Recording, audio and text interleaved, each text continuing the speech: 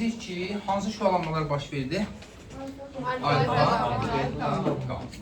Bax, radioaktivlik tərif edir ki, maddənin özündən zərrəcik şüalandıraraq başqa bir maddəyə çevrilməsi hadisəsi. İndi görək nə olur, necə çevrilir? Bu üç çevrilmənin üçündə qeyd edəcəyik. Əvvəlcə baxırıq nə? Alfa çevrilmə. Yəni alfa şüalanma belə deyilir. Alfa çevrilmə. Çevrilmə. Mən alfa şüalanma kimdir dedik? Alfa zərrəcik kimdir? Helyum nüvəsi. Deməli, alfa çevrilmə zamanı maddədən nə çıxır ki? Maddənin nüvəsindən nə çıxır? Helyum nüvəsi nə edir? Ayrılırsan ki. Bax, götürürük ümumi prinsipi tənliyi belə yazırıq. X, Z, A. Şüalanma gedir. Şüalanan zərrəcik kimdir? 2, 4. Bax, prinsipimiz nədən ibarətdir hesablamada? Yük ədədi saxlanılmalıdır, kütle ədədi saxlanılmalıdır. Parçalanma olmamışdan əvvəl bunun proton sayı nə qədər idi? Z. İndi mən burada bir dənə Y maddəsi yaranacaq. Elə olmalı ki, bunun proton sayı ilə bunun proton sayının cəmi Z olsun. Z çıxar 2. Yuxarısı nə olacaq?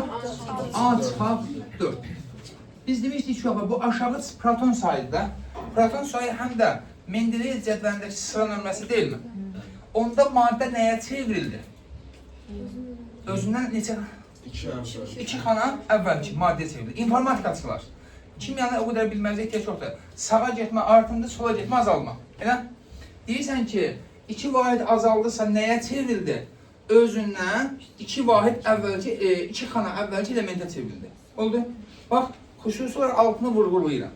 Alüminium radioaktiv maddədir, amma işləmək rahatdır deyə alüminium üzərində işləyirəm. Amma deyirəm, ha, gedər hardasa deyəsiz ki, cavab mənim alüminiumla belə bir tənlik yazıb, deyirlər, cavab mənim başqa rabdır. Yəni, belə bir tənlik yoxdur, sadəcə göstərə bilmək üçün. Alüminium 13-27 nəysə baş verib, hansısa bir fövqəladə baş verib, alüminiumdan alfa zərrəcik şüalanır ki, olmur. Helyum 2, 4 çıxdı. Alınan maddəmiz proton sayı neçə olacaq? 11. Yuxarısı 23. Kim olur bu? Natrium. Elə bil ki, alüminium radioaktiv maddə deyil. Sanki bir şəkildə alfa şüalanma baş verərsə, alüminium nəyə çevrildi? Natriuma. Bax, biz nətər deyik tərifi radioaktivliyi? Maddənin özündən zərrəcik şüalandıraraq başqa bir maddəyə çevrildi. Alüminium çevrildi nə oldu? Ki, belə bir şey baş vermir. Mən nəyə çevrildiyi bilməliyəm? Yox. Ehtiyac yox. Sadəcə prosesi bilməlisən. Oldu? Qeyri-adi bir şey yoxdur ki. Qardaş, proton sayı necə dəyişib? Nə qədər şey deyib? Alfa şüalanma zamanı. Nə edib? Artıb azalıb? Proton sayı minus 2. Şələr, neutron sayı dəyişib. Niyə görə? Düzmü deyir? 2 vahid azalıb. Bəli. Bax, nuklon zaten nədir qızım? Proton və neutronların cəmi. Elə? Proton 2-dən azalır. Nuklon 4-dən azalır. Bu azalan 4 dənədən ikisi protondur. İkisi kimdir? Aha. Deməli, neutron sayı minus 2. Bəs nuklon sayı? Minus 4. Oldu. Konspektlər bağla. Biraz riyaziyyat işləyək uşaqlar. Ən azından çox da fizikadan bir köməyimiz dəymir, riyaziyyatdan bir köməyimiz dəysin. Deyirəm ki, alfa şüalanma zamanı çox şey istəmir. Nuklon sayının proton sayının, bir də proton sayının neutron sayının asıl qrafikini qurun. Amma göstərəcəksən, əvvəl Z idi, sonra Z minus 2 oldu, nə idi, göstərəcəksən olaraq, qrafikin üstündə. Bildiniz nə demək istəyirəm? Əvvəlcə Z A idi, sonra bunlar oldu, onları göstərəcəksən qrafikdə. Yaxşı, baxaq. Deməli uşaqlar, əvvəlcə bax qeyd edirik. Alüminium üçün yazım demədim ki, mən ümumi yazım. Bəziləri alüminium üçün yazmışsınız. Ümumi tənlik yazılır. Əvvəlcə proton sayı nə qədər idi? Nuklon sayı? Əvvəlcə onları qeyd edilir. Z A. Bu birinci haldaydı, əvvəl. Sonra neynədir? Proton sayı neynədir? 2 vahid azaldı. Nuklon sayı? A minus 4. Bunların birləşməsi də hadisə belə. Oldu? Qiymətlər necə olur? Ha? Qiymətlər necə olur? Yəni alüminium şey, maddənin verisi həmin maddəyə görə işləyəcəksin. Bu ümumi tənliyi yazma qaydası. Sonra baxırıq bunlara. Proton sayı əvvəlcə nə qədər idi? Sonra nötron sayı. Sonra nə oldu? Bu bir vəziyyət idi. İki vəziyyətində. Bura bu qrafik koordinat başlanğıcından getməsi şərtdir. Belə olur. Qrafik bitti. Bu qrafikimiz. Riyaziyyat sualı. Koordinat başlanğıcından keçməsi şərtdirmi? Keçirmi? Yəni gəlib uzancı koordinat başlanğıcından keçirmi? Keçə də bilə keçmir. Ki, böyük ehtimal ki, çox ya da tehmalları keçmir. Nə zaman sayları bərabər olsaydı keçərdi. Amma bunun 2 vahid azalması bəlkə 2-3 dəfə azalma deyil. Bunun 4-2 vahid azalması bəlkə 3 dəfə azalma. Yəni sayına görə. Buna görə o tam düz mütənasib deyil. Müəyyən bir xətti funksiyadır. Oldu? Bizdə ola bilər qrafikimiz uzaq. Zaten bu da düşmür, amma yenə də. Oldu? Çətin deyil ki. İndi baxırıq nəyə? Bu hansı çevrilməkdir? İndi baxaq kimə? Beta çevrilmə. Beta çevrilmə kim idi? Bunu belə də yazılır bəzən. Beta minus çevrilmə. Kimdir? Elektron çevrilmə. Deməli, bettanı uşaqlar 2 dənə görəcəksiniz. Bir beta minus, bir də beta plus. Hələ ki, kimə baxırıq? Beta minus. Deməli, X, Z, A. Şualanır nüvədən kim? Elektron. Mənfi 1, 0. Üstə gəl. Üstə gəl. Y. Aha. Nə olacaq? Z plus 1. Niyə Z plus 1 olur ki? Çünkü Cəmi Z plus 1. Yuxarısı A minus nə? 0 A? Hə, çıxılan 0. A. Aha. Proton sayı neyiniyib? 1 vahid artıb. Neutron sayı? 1 vahid azalır. Nə baş verib nüvədə? Nüvədə nə baş verib? Yaşa. Bəli. Neutron protona çevrilib. Bax, ümumi sayı dəyişməyib. Elə? Ümumi sayı dəyişməyib ki. Amma nüvənin içində proton sayı 1 vahid artdı, neutron sayı 1 vahid azaldı. Nə baş verir? Neutron, bax, qəşəng sorğusal sualdır, bax. Neutron kimə çevrildi? Protona çevrildi. Bax, özdə bu dərsliklərdə var, amma qəbulda istifadə edəməyiblər ki, inşallah ki, istifadə edirlər bu illərdə. Özdə 9-cu sinif dərsliyində sağ tərəfdə, ortadakı abzasda, başlıqda qara hərflə yazılıb. Neutron, proton, bu kurikmada bu şey yox idi. Bunu heç demirdik, istifadə olmadı, amma indi hazır dərslikdə var. Neutron, protona çevrilir. Oldu. Deməli, Kənan müəllim, nukleon sayı necə dəyişib? Dəyişmir. Proton sayı? 2 vardan, 1 vattan. Neutron sayı? 1 vattan. Yox, bu sayı azalır. Aha. Maddən neynədir? Yeri necə dəyişdi Mendeleyev cədvəlində? Bir vahid sağa doğru getdi. Oldu. Mendeleyev cədvəlində bir xana sağa keçdi. Elə bil ki, özündən sonraki maddəyə çevrildi. Razıyıq mı? Çətin deyil ki. Kütlə eyni qalıb. Yenə neutronla protonun kütlələri ortasında bir fərq var da, çıxılan elektron şualandırma. Ola bilər həmin maddənin izotoplar. Sən görürmüşsün də, izotoplar nədir bilirsiniz də? İzotoplar nədir? Proton sayı eyni, neutron sayı fərqli. Protondan sayı eyni. Məsəl üçün, belə deyək. Hidrogenin var, məsəl üçün, 1, hidrogenin var 1, 1, 1, 2, buna nə deyilir? Bir dənə var. Oksigenin var 816. Sonra 817. 818 de var. Var. 817. Bunlar izotoplardır. Bu maddenin hansı bir izotopuna çevrilir. Var mı bir çətinlik? Hə? Gözəl. İndi gəlin baxaq ki, deməli bir xana sağa sürüşdü, proton neytronu çevrildi, əsas özəl hissələr. İndi bağla yine konspekti. Bağla. Niye açırsınız cevap? Ben açtığını açarsınız. İndi Deyirəm ki, bax, kimin xətrin olsun?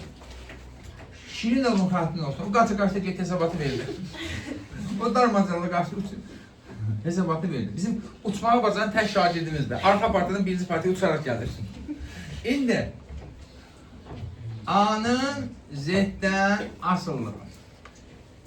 Sonra şey istəyirəm sizdən. Bunu qardaş eləməz. Z-in N-dən asıllığı. Buyurun. Yenə bayaqçı kimi şeyləri qoymaqla yerinə. Yəni, alüminyum zat üçün yazmışsınız. Yazın. Değil. Şərtdir. Müəllim gəlin. Boş.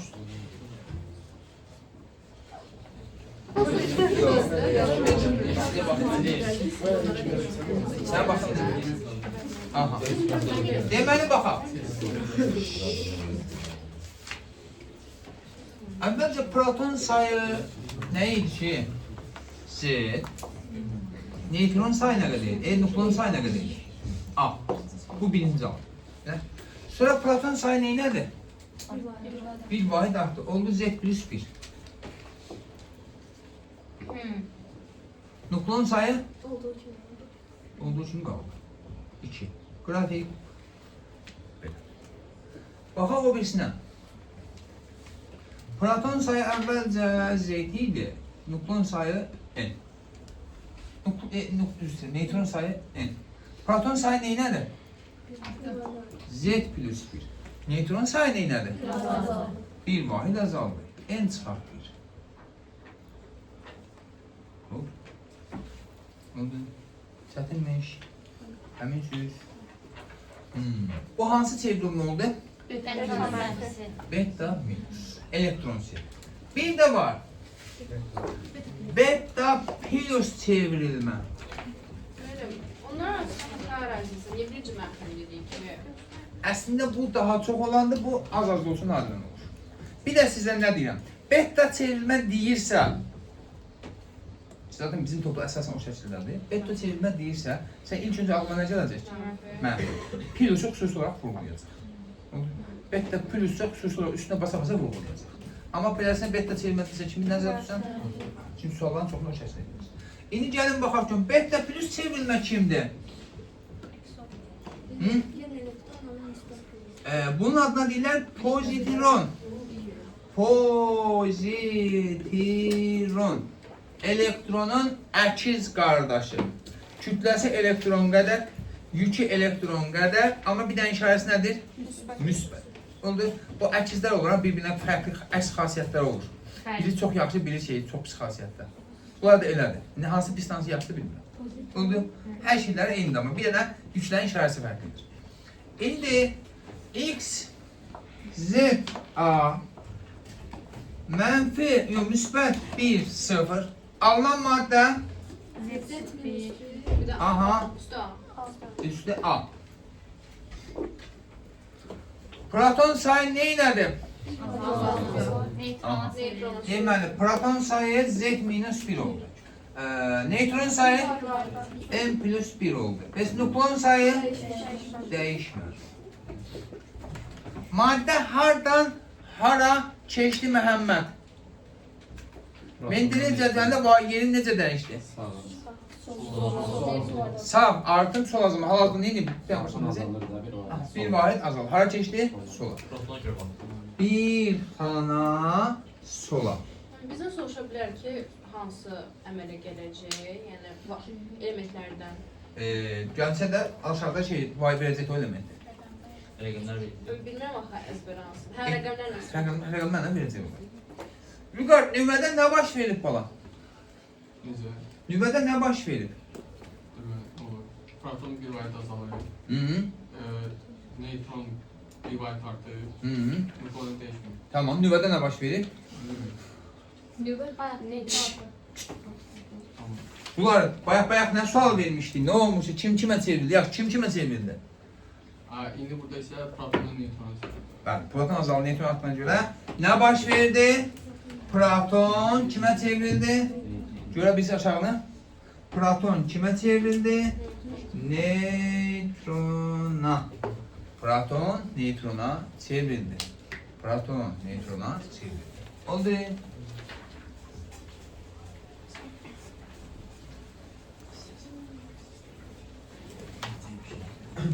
Grafik çəkgiləri. Elə şey olar. Buyur. Bakın daha bir Platon geldi mən tərəfə. Baxırsınız mən. Hə? Qrafikdə. Hazırdır qrafiklər? Hamısı səsi sizə lazım deyil. Əla. Aha. İndi baxırıq nəyə? Daha maraqlı bir şey.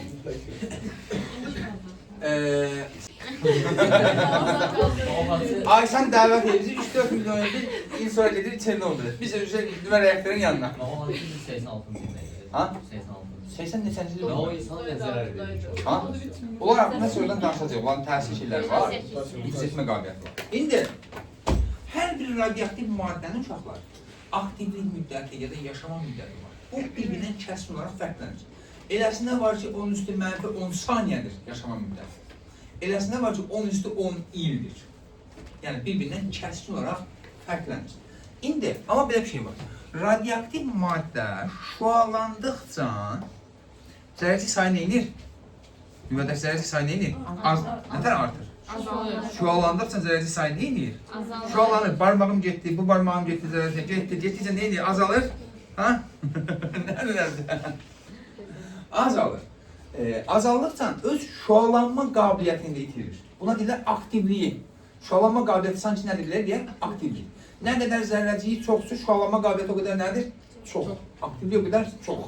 Elə zərrəciyi sayı azdırsa, şualanma qabiliyyəti nə olur? Az. İndi deyir ki, bunun üçün bir ölçü şeyi yəni qoyublar. Adına deyirlər nə? Yarım çevrilmə periodu. Nə deyirlər adına? Yarım çevrilmə periodu. Çevrilmə periodu. Veya da belə deyil, yarım parçalanma periodu. Yarım parçalanma periodu. Nədir bu? Tərifi belədir. Aktiv nüvələrin yarısının parçalandığı müddətə yarım çevrilmə periodu deyilir. Bir də deyirik, aktiv nüvələrin yarısının çevrildiyi ya da parçalandığı müddətə nə deyirik? Yarım çevrilmə periodu. İndi məsəl üçün, bax, mənim əlimdə var bir dənə maddə. Başlanğıçda bunun 10.000 dənə zərrəciyi var, aktiv. 10.000 dənə zərrəciyi var. Deyirəm ki, yarım çevrilmə periodu bir gündür. Bir gün keçsə, bərabər, bir periyodda müddət keçsə, bir gün keçsə, nə qədərsi qalar? Nə qədərsi şualanır? 5.000 dənəsi şualandı, qalan nə qədər olar? 5.000. Qalanın sayı n bərabərdir, n0 bölə 2 yaza bilərəm? 5.000. Daha bir gün keçir, ümumiyyətlə nə qədər keçir? 2 gün. 2 periyod. 4'e 5. Artıq əlimdəki nüvələrin yarısı çevrilir. Bax, birinci gün 5.000 dənə çevrilmişdi, aktiv idi. İkinci gün bunun yarısı çevrilir. Getdikcə aktivlik neyinir? Azar. Deməli, n0 bölə 2 vuraq 2 nə eləyir? Aha. Daha bir gün keçir, ümumiyyətlə nə qədər keçir? 3 periyod. Burada nə qalır? 2 vur 2 vur 2 nə eləyir? 1200'e. Daha bir gün keçir. n0 bölə 2 vuraq 2 vuraq 2 vuraq 2. Nə eləyir? 625. Burada saxlayaq. Elə? Niyə birinci periyodda daha çox gedir? Birincidə ümumi zərərci sayı çox idi. Ona görə nə qədər zərərci çoxsa şualanma qabiliyyəti o qədər nədir? Çox. Oldu. İndi biz hal-hazırda nələri tapırıq burada? En nədir ki? Qalanların sayıdır, gedənlərin? Qalanların sayı. Bəli. 5.000 dənə qaldı, sonra 2500 dənə qaldı, getdikcə azaldı. Deməli, qalan nüvələrin sayını mən nətər yazıram hal-hazırda? N bərabərdir, n0 vurmuş, 2 üstü nəysə bir şey yazaq da 2 üstü n yazaq. Elə? N nədir? Nə ola bilər ki, n? Neçə gün? Neçə gün olduğuna tapmaq üçün neyini yazacağım?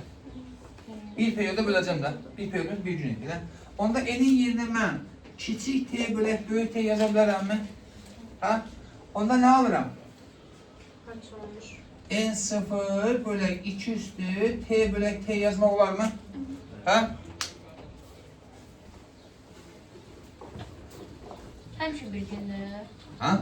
Həmişə bir Yox, yox, bir gün deyil. Eləsinə və deyirəm 10 üstə 10 ildir. 14,5 milyon ili belə tapıblar. Yəni, məsələn, belə bir şey var, bax. İndi məsələn, o vaxt elə bir şeylər yox idi. İndi bizim məsələn, mən birinci qrupa gedirəm, tarix mənim nəyimə lazımdır. Ya da tarixçi deyir ki, mənim fizika nəyimə lazımdır. Elə, belə deyir, Azıq mağarasında tapılan, belə şey, qadın alt çənə sümüyünün hardasa 5000 il yaşı var. 4000 nə qədər yaşı var. Elə? Kim yaşayıb, kim görüb onu? Hardan bilirlər? Hardan bilirlər? Nə qədər sağlam. O içindeki maddeler. Bax, belə bir şey var. Canlılar bir şey, insanlarda da var, quşlarda da var, ağaçlarda bir şey, bitkilərdə də var, belə deyim. Sümüyümüzün içərisində xüsusi bir maddə yığılır biz yaşadığımız müddətdə. Maddə adı yadından çıxdı. O maddə canlı yaşadığı müddətdə toplanır. Ancaq toplanır. Nə qədər uzun ömrlü yaşasan, o da çoxdur toplanacaq. Öldü mü? Başlayır şüalanmağa. Onun özündə şüalanma periodu var. Həmin maddəni artıq tapıblar. O maddənin miqdarına görə hesablayırlar ki, bu nə qədər vaxt sonra əvvəl ölüb, nə qədər əvvəl vaxt yaşayıb, hətta neçə yaşı var deyə, hansı qadının 22-23 civarlarında yaşı olmalıdır. Ona qədər hesablayır. Yəni o yığılan miqdara qədər hesablayırlar ki, bu neçə ilə bunu yığa bilər. Axı müəllim, bəlkə onlar gezi tapıblar, yarısı şu olan, gedib nə bilirlər nə qədər var idi orada. Yox, ona görə hesablayırlar da onun miqdarı var. Yaxşı. İndi, deməli, qalan nüvələrin sayı ki, mən düsturu nəfər yazdım. Belə yaza bilərəm o düsturu uşaqlar. Sıfırdan çıxarıb da. Gör, riyaziyyat mənə imkan verər. Rahim mənim heç nə deməz. Mənim, sən orada riyaziyyatı nə işin istiyorsan riyaziyyat? Ay, sən nə işlə deməzlər? Üstüməti kes. Mənim Aylıya Ah, Ayla, Hə, ya mən bilməm. icazə verirsən? Mən. Tamam, mavinimiz də icazə verir. Sən bir narazılığın yoxdur? Tamam. Biz nəyi tapdıq? Parçalamışlar. Bax, nə qədər qalmışdı qızım? 5000, 3500, 1250 qalanlardır, elə mi? Deməli, nəyi tapdıq Nihat? Qalan nüvələrin sayı. Qalan çevrilməmiş, parçalanmamış Ya onsuz gedənlərin sayı bundan bərabər olmur. deyil. Necə bərabər olar? Mən bilmirəm. İndi gəlin bunun zamandan asıllıq qrafikini necə çəkərik uşaqlar? Bir nöqtədən başlayıb tərs asılır. Canavar. N0-dan başlayaraq nə edəcək? Tərs mütənasib gələcək. Diqqət. Bura bir periyod olsa nə qədərsi qalar? N0 bölə 2. N0 2 növrələrin sayı. 2 periyod olsa nə qədərsi qalar? 3 periyod olsa nə qalar? Oldu. Çətindir mi? Qeyri-adi bir şey var mı? Onda sizə bir dənə belə bir sualcıq. İbtidai siniflərə bax verirsən, qəhqəhə təşkil fikirlərlər ki, mənim. Belə ucuz şeylər bizə niyə verirsiniz? Apar bunu 11-ci siniflərə verməli. 1, 2, 3. Deyirəm, bunların yarım çevrilmə periodlarını müqayisə edin. Buyurun. Hamısı eynilə başlıyor. Eyni nöqtədən başlayın. Eyni başına eyni bitirlər. Bitməsi haqqında deyəməm, amma eyni yerdən başlayın. Eyni deyirəm. Şey haqqında heç nə deyəməm. Yarım çevrilen periyodları. Ne? Müqayisə elə. Böyük yerlərdən.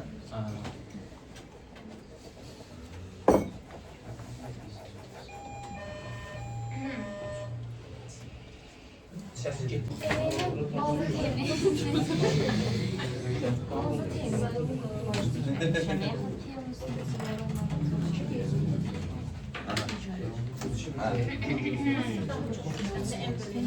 Gəlin baxaq. Daha primitiv bir üsul. Yarım çevrilən periodu nə edir ki? Nüvələrin yarısının çevrilməsinə sərf olunan zaman. Elə? Deyirəm ki, başlanğıcda bu sayı hər üçündə n0-dır. Bura isə n0 bölə 2. Elə? Birinci üçün nə qədər müddət keçib? Yarısının parçalanmasına. Aynen, ikincidə, üçüncüdə, əldə qalxında kim sağda yerləşirsə, o da böyük edə qızım. Evet. Oydu. Gedib belə demiyorlar. Orada T böyüdükcə 2 üstünün qiyməti azalır. O da azaldıqca en artıq düz fərzdir. En güzel budur lan. Şaşıracağım. Oldu. Var mı çətinlik? O da olar kızım, olar. Yaxşı. Hə, biz nəyi tapdıq? Nəyi hesabladıq? Nılar. Qalanlar. Bu arada indi deyirəm ki, ilkin nüvələrin sayını 4 dəfə artırsam yarım çevrə periyod necə dəyişər? Dəyişməz. Bəli. Şu anda Ancaq nədən asılıdır? Növündən. Həmişə işləyən cavabdır. Ha? Yarım çevirmə periyodu ancaq maddənin özünə məxsus olan bir şeydir. Başqa bir şey deyil. Oldu? Ancaq maddənin özünə məxsusdur. İndi bu qalanlardır. Bu başlanğıçdır. Elə? Çıxanlarına tərtəb bax. Çıxarıldı müəllim başına. Şualanan, çevrilmiş, tərk edən. Bu cür başlıqlar görsən hamısı nə deməkdir? Gedənlərin sayı. Oldu? Azərbaycan dilində biraz dəstək edirəm. İndi necə taparam mən? Başlanğıc saydan qalan növələrin sayını çıxaram. Elə? Nə olar? N0 çıxaq, N0 vuraq 2 üstü mənfi T bölək T. Onda delta N bərabərdir. Aha, N0'ı çıxardıram mörtəzə xaricinə. 1 minus 2 üstü mənfi T bölək. Oldu. Bu nəyin sayı oldu? Şualanan, çevrilmiş, tərk edən molekulların sayı. Oldu. Nədir qızım?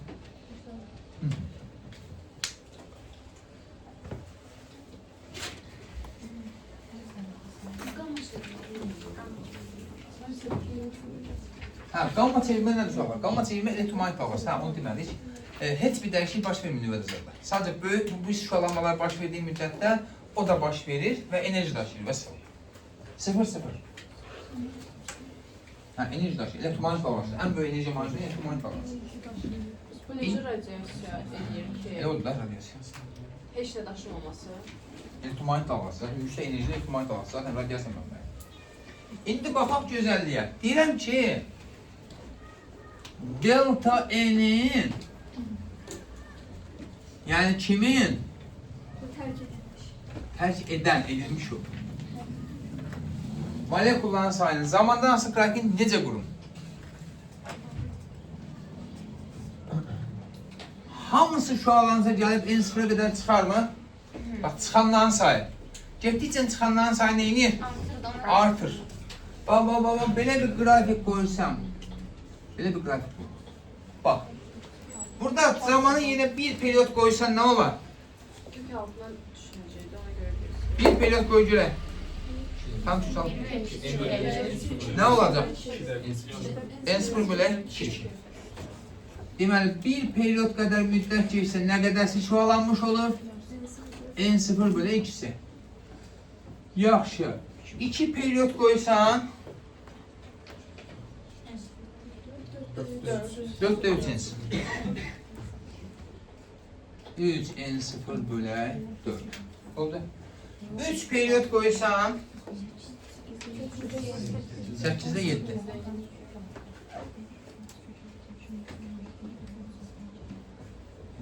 N0 bölək 8. Oldu. Hesaplayabildiniz? Ha? Hesaplamaya ihtiyaç yok da uşaqlar. Bura bax. Burada yarım şey bir periyodda nə qədərsi çıxıb? Bu qalanlardır elə? Nə qədərsi qalıb?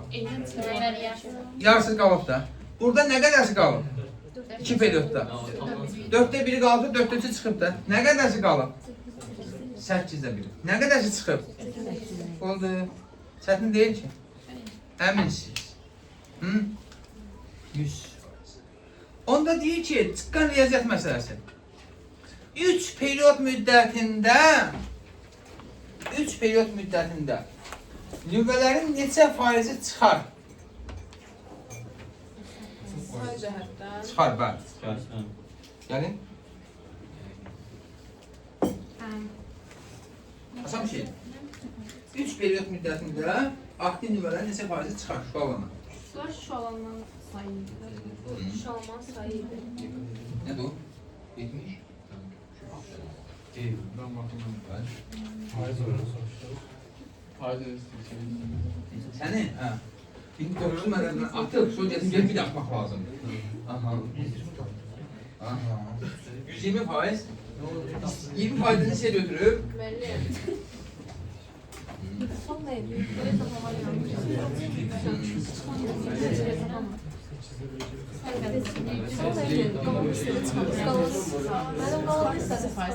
çıkan.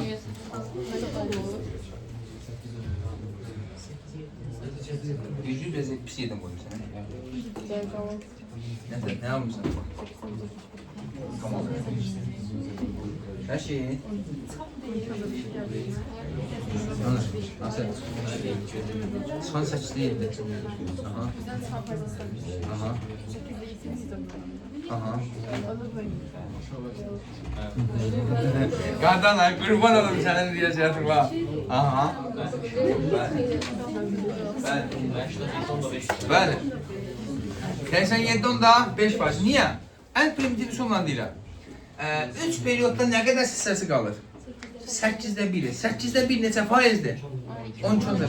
Bu qalandır. Gedən. Oldu. Bir dənə sadə sual sizə. Bax, nə istəyirəm sizdən? Bunu qardaş qardaşa eləməz. Delta N nə idi? Həqiqətən. N0 nə idi? Tamam, heç istəmirəm. Delta N'in N0'a nisbətən qrafikini çək. Müəllim, S0 delta N nə idi? N0, baş ilkin nümerlərin sayı. Hə, yaxşı, söz. Delta N çıxanlar. Qalanlar yox, ha, çıxanlar. Tamam. Tamam. Neden? Hə, zamandan da. Buradan başlayalım. Bakın. Biz bayaq nəyi tapdıq? Ne sıra biraz yok. Delta N'i. Elə qrafikinizi çəkdik. Elə sadəcə burada nə alın delta N tapanda? Nə bilim, N0 bölə 2. Elə 4'də 3 N0. Sadəcə bu qrafikdə onun eynisi sadəcə N0'a böləcəksən də məsələ. Eləyirmiş. Bir dənə N0'a böləcək qrafik eynisidir. Amma 1, 3, 5, 7 deyil də. Bir periyodda bax bunu hep N0'a böl. 2'də 1. 2 periyodda 4'də 3. 3 periyodda 8'də 7. Ki hardasa da 1. Fantastik həyat. Nə siz yaxşısınız? Dünən təhlif var idi ki, müəllim, delta N'in bu birisi N'in nisbətən qrafikini quraq. Yox oğlum, biri artı biraz azaldan, bəlkə də var, bilməm, mən elə bir qrafik bilməm. Oldu, adi N'i qrafikdə sadəcə nə nədir? N0'a bölür. Bu qədər bəsit. İndi sizə bir dənə ibtidai sizin sualı. Deyir ki, başlanğıc növbə, deməli, başlanğıcda əlimizdə 2 vuraq 10 üstü 13 sayda alfa zərrəcik var. 2 vuraq 10 üstü 13 sayda. Başlanğıcda 2 vuraq 10 üstü 13 sayda alfa zərrəcik var. Deyir, 3 periyod müddətində İstəmə. 3 periyod müddətində heç nə. Çıxan alfa zərrəciklərin nəyini tap? Çıxan nədir ki? Gedən. Aha, şu alanı. Çıxan alfa zərrəciklərin nəyini tap? Yükünü tap. Yükünü. Alfa zərrəcik. Ümumi yükünü tap. Yükü. 10 yük 4 idi özündə. Bir dənəsində. 2 idi, hə yaxşı. Yavrusu tamam yavrusu. Yükünü tapan biz. Yani böyle olur. Bir de düz olmalı değil. Müəllim, belə bir şeydir. Nələr, qurban olum. Çəklər kəncimi sıfırı yapışdırır ona. O öyle bir şey olan bu. Milyonlarla sərvət deyil. Neçə dənədən bu orada? Dikkatli ol sen biraz. Neyse gözden kaçırıyorsun. Başka yer odaklan. 3 periyod müddetinden çıxan alfa zərrəsindən ümumi 3-cü hesab. Başa düşmədim. Ha, ondan yazma, olur. Sayını tapdıq, sonra yükünü tapdıq. Gəlin yazaq. Ben yazarım. Ana.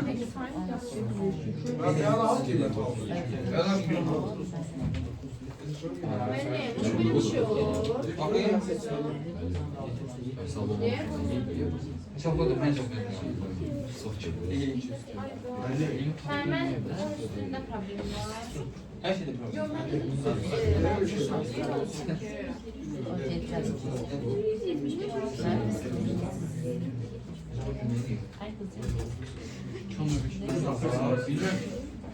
Ne hesapladım? Ben sıkanlar Ha.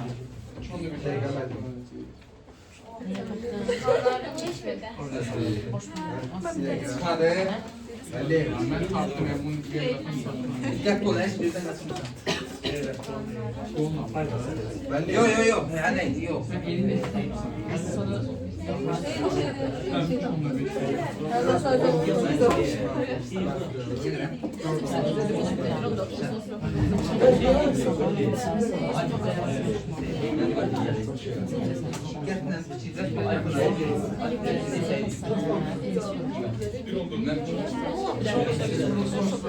Yaxşı, baxaq.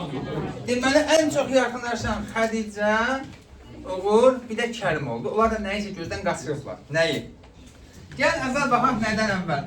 Sayını hesablayaq. Çıxanların sayını. 3 periodlu 8-ə böldüyüm müəllim tapdıq da. Deməli, delta m bərabərdir. Başlanğıc sayımız neçədir? Ha? 2 sorusun 13. 2 bıraq 13-13. Vurdum 1 çıxaq. Mürtəzənin için 3 periyod deyəmsə nə verəcək? 8-də 1. Bu da kəsim mürtəzənin için. Orada var. 1 bölsün burası. Deməli, nə olacaq? Onda sorsun var. 1 bölsün 8-də 1. 8'de 1 ha. Ben bir başa sayı almışım. Aha. Deməli, 8'de 7 o da edəcək 4, 4'de 7 də 2 edəcək. Elə? 2 yıxsa 7 də. 4'de 7 bıraq 13 sayda nə var? Nə çıxıb? Bu qədər sayda alfa zərrəcik. Alfa zərrəcik. Diqqət, əsas önemli hissə gəlir. Maddənin yükünün hesabına belə deyilir. Bir zərrəciyin yükü bıraq say. Elə? Delta N. Bizim zərrəciyimiz kimdir? Alfa. Helium 2, 4. Bunun yükü nə qədərdir? 2 elementar yük. Q0'ı 2 elementar yüktür. Həccə. Sən də öyle şey. Mən də öyle şey. İndi yazacağım. 2 vuraq ki, elementar yükümüz nə qədərdir? 1 onda 6 vuraq 13 deyək. 13 vuraq. Ya mən 13 mənfi 14. Vuraq. 4'de 7 vuraq 13'de 13. Ne Elementler edir? iş yapmamışam da ben. Ha da.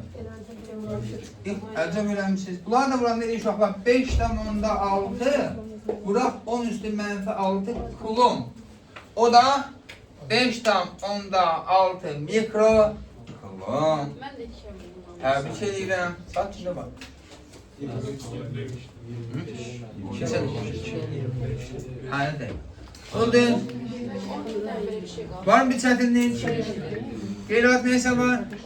Bu tip məsələlər versə işləyə bilərik. Radioaktivliklə bağlı hər şey başa düşdük mü? İndi baxırıq nüvə reaksiyaları. Nüvə reaksiyaları nədir? Nüvə reaksiyaları necə başlayır?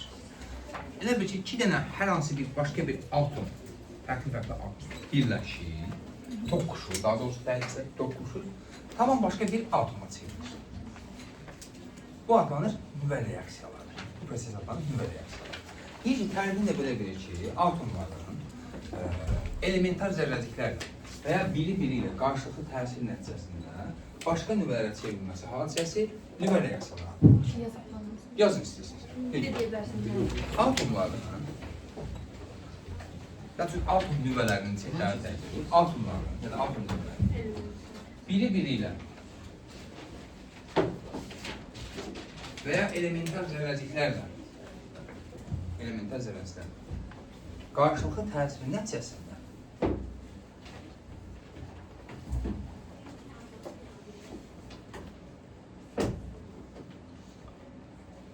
başqa nüvələrə çevrilməsi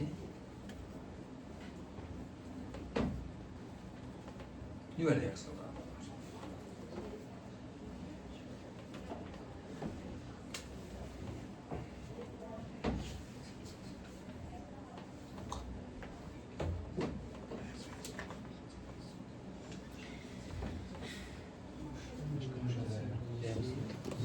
Nüvələrin çevrilməsi nüvə reaksiyaları. Deməli, ilk nüvə reaksiyasını uşaqlar Rezerford aparır. O neydi? Azotu. Bunları əzbərləməsi şərt deyil. Yenə prinsipi bilməlisiniz. Prinsip nədən ibarətdir? Yük ədədi saxlanılmalıdır, kütlə ədədi saxlanılmalıdır. Prinsip bundan ibarətdir. Azotu helium nüvələri ilə bombardıman edir, içidir. Bombardıman eləmək nə deməkdir? Məsəl üçün, bu azotdur, bu isə helium nüvəsidir. Bunların üzərində azotun üzərində şeylər göndərir, helium nüvələri, bombardıman edir. Oldu. Alınıb nə? Oksigenin 8-17 izotopu, izotop nə ümumiyyətlə bilirikmi? Deyir ki, aşağısı protondur, elə? Deyir, proton sayı eyni, neytron sayı fərqli olan maddələr, adlanan izotoplar. Məsələn, oksigenin var 8-16, neçə protonu var? Neçə neytronu var? 8. İndi deyir ki, bir dənə var 8-17. Neçə protonu var? 8. Neçə neytronu var? 9. Proton sayı eyni, neytron sayı fərqli. Aha. İndi alınan maddə nədir? Kimdir? Bir X maddəsidir. Gəlin baxaq görək. Aşağıda neçədir? Burada 8. alınan maddə 1. Yuxarıda neçədir? 18. Burada 17. 1. Bu kim olur? Hidrogen. 1, 1. Bakın ha, bu reaksiyanı istədiyiniz kimi yaza bilməzsiniz. Ha? İstədiyiniz kimi reaksiyayla döşəyə bilməzsiniz. Yəni, bunlar təcrübədən alınmış nəticələrdir. Yox, mən bir dənə bunun üzərinə helium deyəlim, qoy bundan bir vahid böyük olsun, oksigen olsun, ya da başqa bir maddə olsun, bunu da uyğunlaşdıram ona uyğun. Elə deyil. Yəni, reaksiyanın nəticəsində təcrübədən alınmış nəticədir. Və ya başqa bir hadisə, nüvə reaksiyası, lityum 3,7 hidrogen nüvələri ilə bombardıman olunur. Alınır nə? Bir dənə helium 2, 4. Naməlum maddə kimdir? 2. Aşağısı neçədir?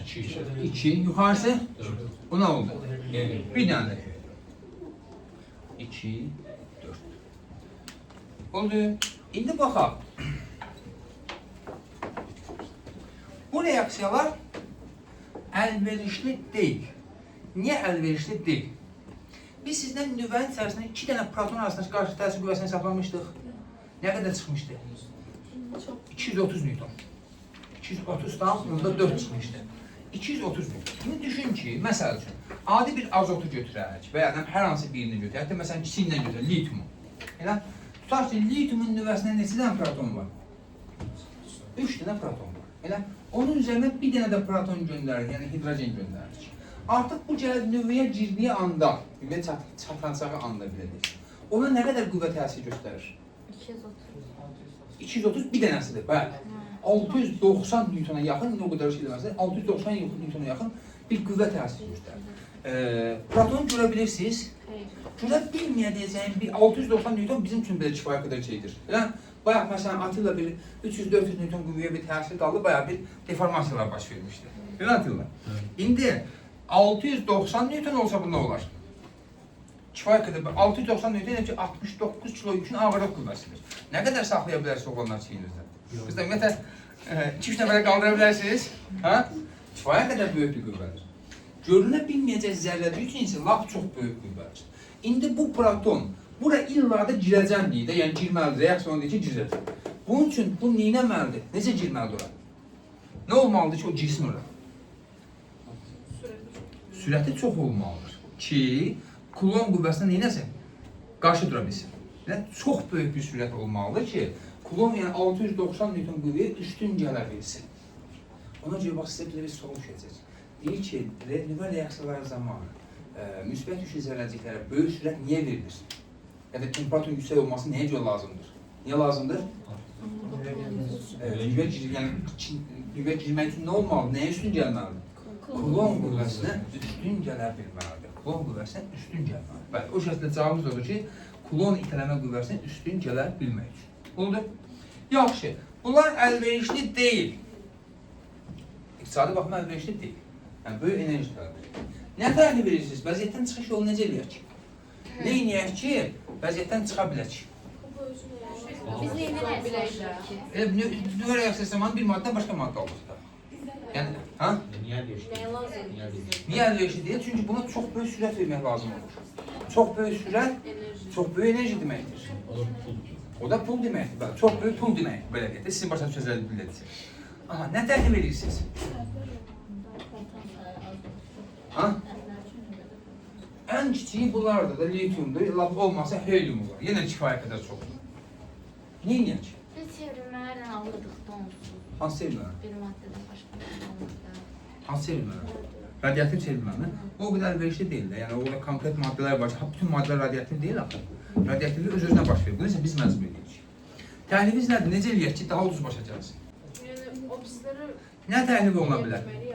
Neйтrondan istifadə oluna bilər. Niyə məhz neйтron? Ulan güvəsi yoxsa. Ulan qüvvəsi yoxdur. 50 qolunu sallayaraq yükü sıfırdır. Burada nə qədər istəyib müsbət yük olsun. 50 qolunu sallayaraq istənilən növəyə keçib gedə bilir. Bunun təcrübəni aparıblar. Alüminium 13-27-ni neйтronlarla bombardıman ediblər. Alınıb bir dənə nə? Natriumun izotopu. Normalde natrium neçədir? Yuxarısı? 100. Olub nə? 11-24. Üstə gələn naməlum maddə. Aşağısı neçədir? 13.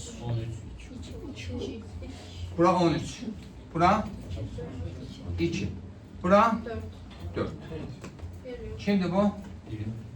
Helyum. 2, 4. Oldu mu? Amma bu reaksiyada belə bir effektli deyil. Nüvə alüminium nüvəsi çox kiçikdir. Neйтron oradan çox rahatlıqla keçib gedə bilir. Nüvəni parçalaya bilmək üçün, neйтron gəlib üçün nüvədə qalmalıdır. Neйтronla parçalama belə kiçik nüvələr üçün effektli deyil. Kim üçün effektlidir? Uran 92 235. Gör bunun nüvəsində nə qədər zərrəcik var? Nüvəsi böyük olanlar. Yəni daha böyük nüvələr üçün də. Neçədən zərrəcik var nüvəsində? 235 dənə nə var? Zərrəcik var. Bu 7 dənə var idi. 27 dənə. Onda Yəni o neutron çox bölər təsiri çünki özü çox. neutron belə deyil də, bir çox hallarda bu alüminium nüvəsində ya da başqa bir nüvələrdə nə edəcək? Bu nüvə deyil. Bu da neutrondur. Gəldi, vurdu, keçdi, getdi, içindən keçdi, getdi. Balacadır yəni. Bu nüvə çox böyük deyil. Ona görə. Oldu. Amma burada nə edir? Gəlir artıq ilişir qalır belə deyil, bir şəkildə şeydir.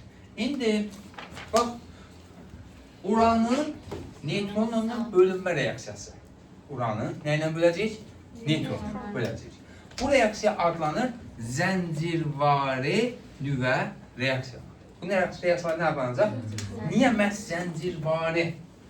Niyə bu söz nədir ki, zəncirvari? Bax, deyir ki, tutaq ki, prospektdə zəncirvari qəza baş verib. Elə? Biri o birinə səbəb olur. Aha, biri o birisine səbəb olur. Bəli, ard-ardına. Elə? İndi zəncirvari nüvə reaksiyaları. Deməli, nə ediblər? Uranın üzərinə, uran nüvəsini belə deyək ki, uran nüvəsi deməli 92-235 neutronlarla bombardıman ediblər. Və alınır nə? Uran 92-235 üstə gələn neutron 0-1 alınan reaksiya nəticəsində. Gör nə alınır? 4 dənə fərqli hal alınır. 4 dənə fərqli hal alınır. Və heç bir halında mən istəyirəm bu hal alınsın, Kərim istəyib bu hal alınsın, Əbilova istəyib bu hal alınsın, elə deyil. Bizim heç bir istəyimiz olmadan reaksiyanın öz nəticəsində, yəni öz daxili parçalanma nəticəsində hər hansı biri ola bilər. 4 dənə hal. O 4 dənədən 2 dənəsindən azı yazacağıq. İndi bir dənə baxaq uşaqlar, görün nələr alınır. Bu prosesi də əzbərləmişsiniz. Sadəcə proses nədən ibarətdir? Nəyi nəzərdə saxlayacaqsınız? Yük ədədi saxlanılmalıdır, kütlə ədədi saxlanılmalıdır. Əsas izləyəcəyimiz prinsip budur. Burada yine bir dənə şey deyək ki, mən onlara reaksiyalara baxım, yəni bunu siz də əzbərləməyinizə ehtiyac yoxdur. İndi nə edirsiniz? Məsəl üçün alına bilən birinci hal nə? Buna gedir sezyum 55 144. Üstə gələk rubidium 37 90. Gəlin baxaq ki, alınan maddə X aşağısı neçə olacaq? 0. Niyə? Bura 92, bura neçədir? Aha, 0. Bəs yaxşı, yuxarısı niyə 1? Bəs 1070-dən sonra almırsınız? Ha, hepsini alırsan. Burada 236 var, burada ne var? 230. Neçədir? Belə bir maddə kimdir ki? 0,2. Var. Ama belə ola bilər mi? Hı? Üstə gələk. 2 dənə neutron, 0. Əvvəl bir dənə neutron istifadə edir, indi neçə dənə neutron alındı? 2 dənə neutron alındı. Başqa bir reaksiyan yazıram.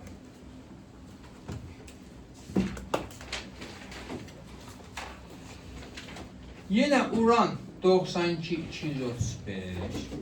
Hamısı uranda var. Bəli, bu proses urandır. Neutronlarla bombardıman olundu. Alınır.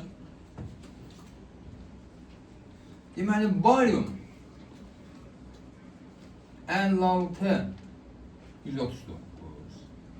Üstə gəlinmiş kripton 36 90. Alınan maddəmiz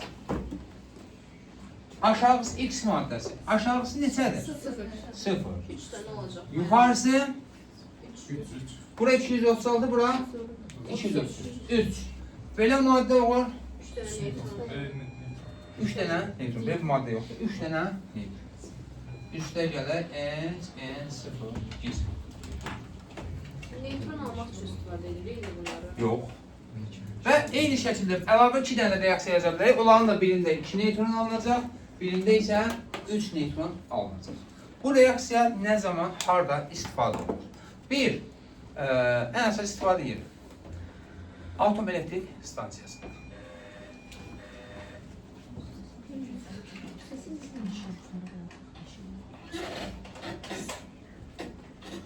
Atom elektrik stansiyasında. Deməli, əlavə olaraq, dedik ki, 2 dənə də belə bir hal var. Olan da birində 3 neutron, birində 2 neutron. Harada istifadə edirik? Atom elektrik stansiyasında. Yaxşı, bu reaksiyanın zaten uranla baş verən bir prosesimiz var idi bizim. Nə idi o? Uranla baş verən prosesimiz nə idi?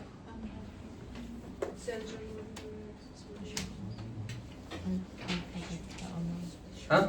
Bəli, radioaktivlik. Amma bunun öbürsünə ondan fərqli nədir? Fərqi nədir? Radioaktivliklə müqayisədə 100 təbələrlə daha çox enerji ayrılır. Radioaktivliklə müqayisədə 100 təbələrlə daha böyük enerji ayrılır. Atom elektrik stansiyası. Dedik ki, atom elektrik stansiyasının məqsəd nədir? Tikməkdir. Milyardlarla vəsait tikməkdə məqsəd nədir? Atom enerjisini çevirirlər nəyə? Elektrik enerjisi.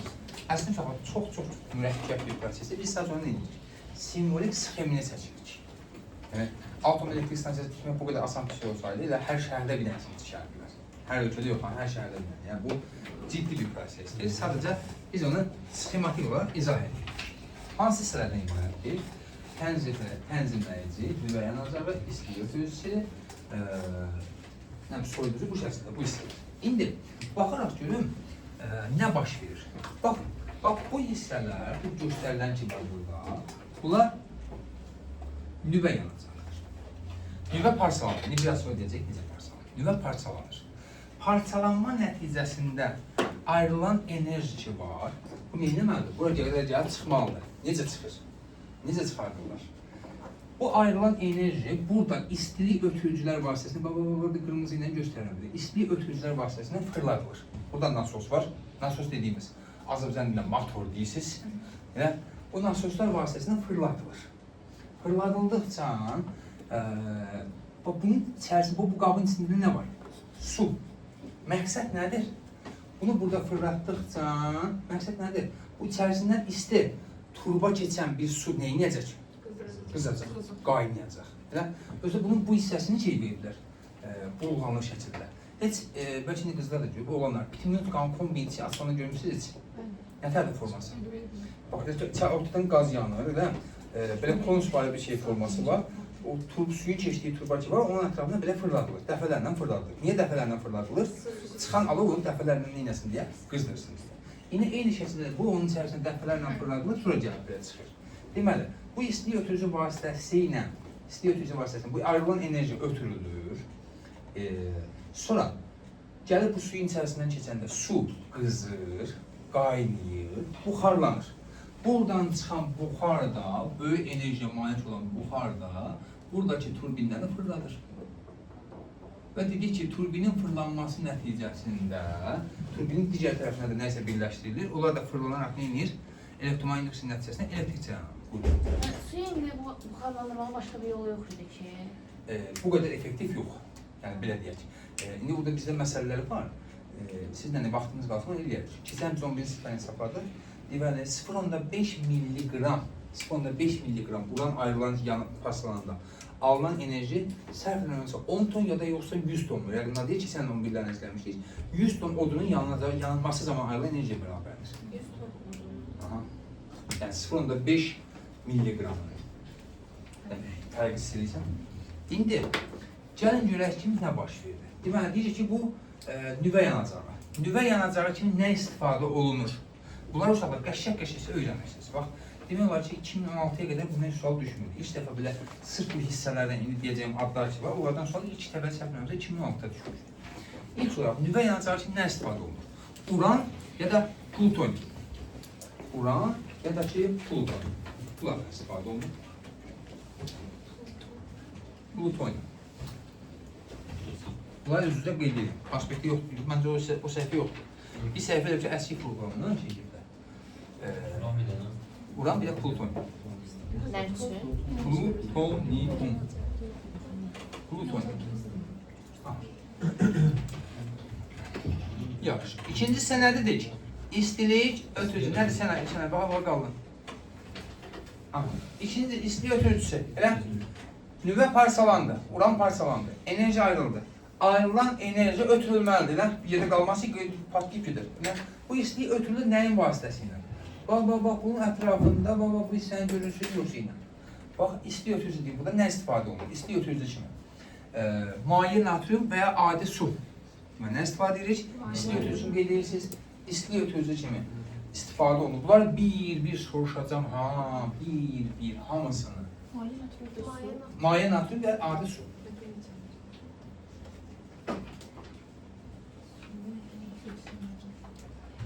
Deməli, istilik ötürücüsü maye natrium və adi su. Sonra uşaqlar, bax, burada dedik ki, bu istilik ötürüldü, suyu qızdırdı, qaynatdı, buxar çıxdı. Elə, reaktorun ürəyi belə deyək ki, beyni mi deyək, nəyi mi deyək, əsas səsi budur. Tənzimləyici. Nəyi tənzimləyər bu? Kanı, gözəl bir cavab, kanı. Baxın, biz deyirik, K kiçik bir olanda neyinir? Sönür. K 1'ə bərabər olanda idarə olunur. K böyük bir olanda partlayış başlayır. Elə bir qısa müddətdə partlayış başlayır. K-nın 1'ə bərabər olması nətər ola bilir ki? Bax, reaksiya baş verdi. Hər dəfə bir dənə neutron göndərdik. Ən azı neçə neutron çıxdı? 2, bəzən 3. İndi mən neyim? K-nın 1'ə bərabər olması nə deməkdir? O ikinci neutron harasa yoxa çıxır. Hara yoxa çıxır? Onun isinməsinə səbəb olmalı. Neyir? Qızılmasına. Yox, neutron hara gedir? Yox olur. Yəni ikinci neutron hər dəfə bir reaksiyadan deyəm ki, bir dənə neutron göndərdim, 2 dənə neutron alındı mı? O neutronlardan biri yoxa çıxır. Zəncir var deyil, o bir Ha? Lafaya gelir. Hara? Yox. Bax, bu tənzimləyici var, ha?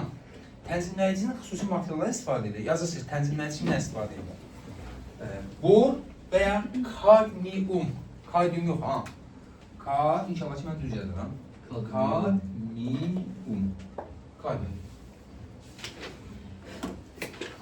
Bor və ya kadmium kimi istifadə edirlər. Kadmium. Bor və ya kadmium istifadə edirlər. Materialın Bəli. Tənzimləyici kimdən istifadə edirlər? Bor və ya kadmium. Bu borun və kadmiumun vəzifəsi nədir? Uşaqlar, Neutron çox sürətli nüfuz etmə qabiliyyətinə malikdir. Bir neçə santimetrlik qalın divara vurub keçə bilir, yəni keçib gedə bilir. Heç bir maneə yoxdur. Yükü yox, bir şey yox. Heç kim onu saxlamır. Elə? Yaxşı. Bor kadmiyumun özəlliyi nədir? Borla kadmiyum neytronu udur. Elə ki, reaksiya nəticəsində 2 dənə neytron alındı mı? Elə? Neytron alındı mı? K-nın artmaması üçün nə etməlidir? Neytron birini şey udmalıdır.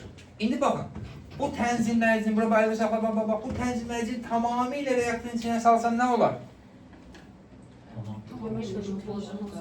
Aha, neytrondan hamısı udular, bir müddətdən sonra reaksiya neyniyər? Dayanar. Tamamilə çıxarsam nə baş verər?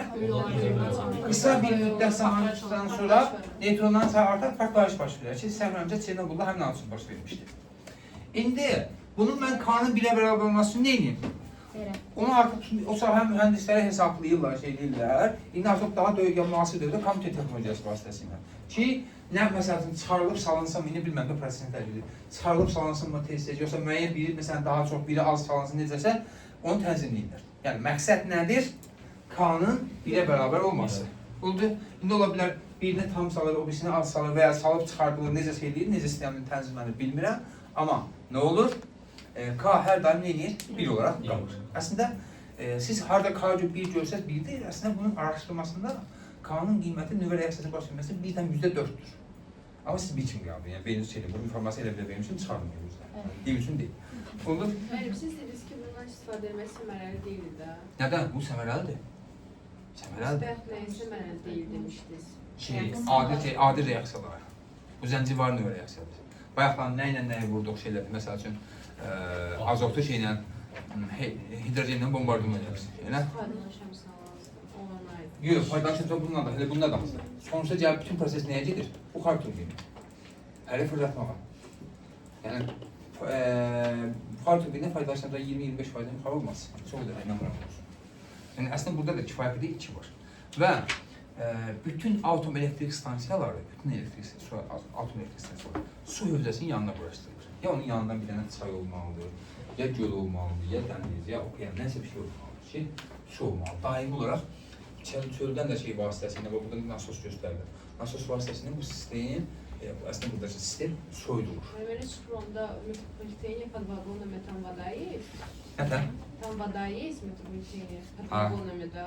Elə ki, bunun yanında. Yanında. Mənim orada elektrik cərəyanı var axı. Elektriklərin o tərəfi yuxarı qalmır. Aşağı bu yerin dərinliyinə qoyulur, quraşdırılır. Yəni bu şeyin üstünə quraşdırılır. Əsas hissə reaktor hissəsi aşağıdadır. Orada düşüb qalxırlar, elə çıxır. Bu yəni çox böyük bir şeylərdir. Elə şantiyedir, bizdə nə deyək, ikinci ərazisi ya da şey ərazisi. Çox böyük ərazidir. İndi bir də var uşaqlar. İndi belə bir şey deyim. Bax, uran parçalandı. Elə kifayət qədər böyük bir enerji var. Oradan çıxan o hissəciklər ki var, bayaqlar saydılar. 3 dənə neytron, 2 dənə neytrondan hansı barium, kripton nədirsə, onlar çox böyük sürətlə hərəkət edir. Böyük bir enerji var. Və çıxan neytronda böyük bir sürətə malikdir. Həmin böyük sürətli neytronu uranın üzərinə göndərsən, bayaq alüminyumla demişdik bu tip prosesi. Uranın üzərinə göndərsən, hop, buradan bunun içindən keçib gedəcək. Parçalamayacaq. Bizə lazımdır ki, uran neynəsi? Müəllim, bəs bayaq demədik ki, uran parçalansın, neytron götürürük. Neytron götürür. Amma bizə necə neytron lazımdır? Aşağı sürətli neytron lazımdır. Aha, nüvənin içindən gəlib düşüb dayana bilsin biləcək. Amma böyük sürətli neytron nüvənin içindən keçib gedəcək. Uranın içinə keçib. Uranın içindən keçəcək. Orada kifayət qədər böyük bir sürət var. Uranın belə içindən keçib gedəcək. Neytronun özünü saxlaya bilmir. Ha? Neytronun özünü saxlaya bilmir. Yox, elə ki, nə baş verir? Bax, neytron gəlib nüvənin içindən düşəndə, yaxşı verdin sualı, nə baş verir? Bax, niyə uran nüvəsi neytronla bölünür? Düşünək ki, uran 92, 235. Bunun ümumi 235 dənə nəyi var? Nukleolu var. Biz əvvəlki dərslərdə belə demişdik, protonlar əslində həm nələrdir? Xaindirlər. Neynəməyə çalışırlar?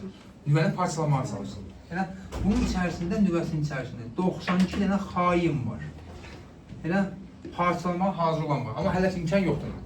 Neytron gəldi yavaş sürətlə, gəldi düşdü bunun içərisinə. İndi gələcəkdə inşallah ki, universitet səhədə qutarır, universitetlər rast gələcəksə, amma daha çox iş həyatına rast gəlir. Hər kollektivdə bir 15-20 nəfər və ya yuxarı gedən kollektivlərdə bir nəfər şey var. fitnəçi.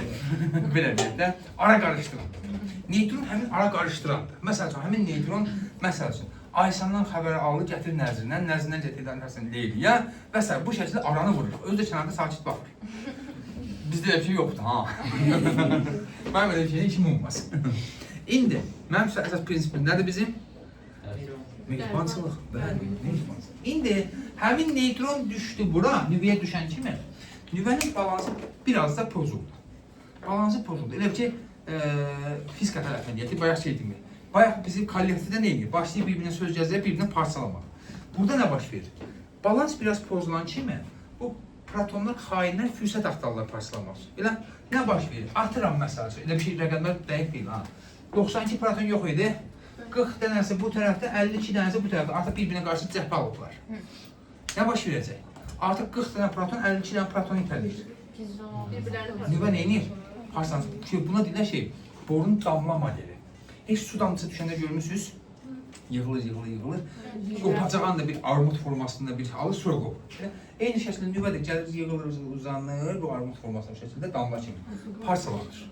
Oldu. İndi neytronu yavaşlatmaq lazımdır. Yavaşıdıcı kimi nə istifadə edirlər? Yazır ki, neytron yavaşıdıcı kimi, neytron yavaşıdıcısı ya da yavaşıdıcı. Nasıl bilmem, ben Azərbaycan o kadar yeterli olmur. Bizdə də yapansınlar. İçərisində ilerleyerek edilir. Əmin sən elə oldu? Azərbaycan yaxşı bilən də xərcə. Yavaşladıcıdır da. Ne o, yavaşıdıcı yoksa yavaşladıcısı? Yavaşladan. Ha? Yavaşladıcı. Tamam. Tamam, ders bu kadar. Azərbaycan dili ders. Biz de bırakın siz. Bilin, beyniniz şeyde sıfırlanır. Yaxşı, nə istifadə olur? Adi su, ağır su və grafit. Deytirin deyirlər, kimyasal kim var içinizdə? Bilənlər də səsini çıxartın. Bilsən? Deytirin. Hər kimi biraz şeydir, fərqlidir. Adi sudan biraz fərqlidir. Ha? Neutron yavaşıcı. Və reaktorumuz. Nələrdən oldu bildiyimi? Bax, üstünə yazıb hermetik örtük. Hermetik örtük nədir? Orada bir çox qalın divarlı şeylərdir. Yəni elə bir şey, bütün bu proses çox qalın divarların içərisində gedir ki, bu qalın divarlar nə üçündür? Radiasiyanın minimuma endirir. Sağ olun, hoş geldiniz. Qaldı nə? Bu otağa şəxslər necə? Ən toplarlar, şikaba zəhmət olmasa. Bizdə bir şey, o künə şey çəsin, Yaxşı. İndi cihazlarımız yarımçıq qalmışdı. Cihazlar, birinci nə dedik? Dedik. İkincisi cihazımız. Bu elə bir nüvə reaktorudur da. Zəncirvarın nüvə reaksiyasının getməsi üçün. Bu arada bir dənə bir şey deyim sonra. Deməli, sizcə nüvə reaksiyasının, zəncirvarın nüvə reaksiyasının getməsi üçün nə qədər uran lazım olar bizə? Çox az. Məsələn. Qaqaşdan bir təhlif 0.5 gram. Ay sən atmaq istəyən? Çox az olar mənim. Ha? Çox az olar. 0.8 Gram. Yəni, tamamilə yalnız 48 kilogram. Babək tam yaxınlaşmışdı, 0.5 gram demişdi. Bir şey qalmamışdı. 48 kilogram, yəni nüvə reaktorunun işə düşməsi üçün 48 kilogram uran lazım idi. Amma, özdə uran kifayət qədər bahalı bir maddedir. Ne bilməm, o sahələrin mən heç maraqlanmıram. Qara bazar deyilən bir şeydə, bəlkə də kilosu $1 milyon daha yuxarıdır. Bir anlıq düşünün ki, nüvə reaktorunu işə salmaq üçün nə qədər pul lazım? 48 milyon dollar. Amma bir dənə alim adı yadına deyil. Alim, səhvəmsə Amerikalı alimdir. Ne edib? Xüsusi neytron qaytarıcı örtüklərdən istifadə edib bu rəqəmi aşağı salır. Babək, nə qədər var indi? 7 milyon. Ha? Candan var, 250 gram. Gör, nə qədər aşağı salır?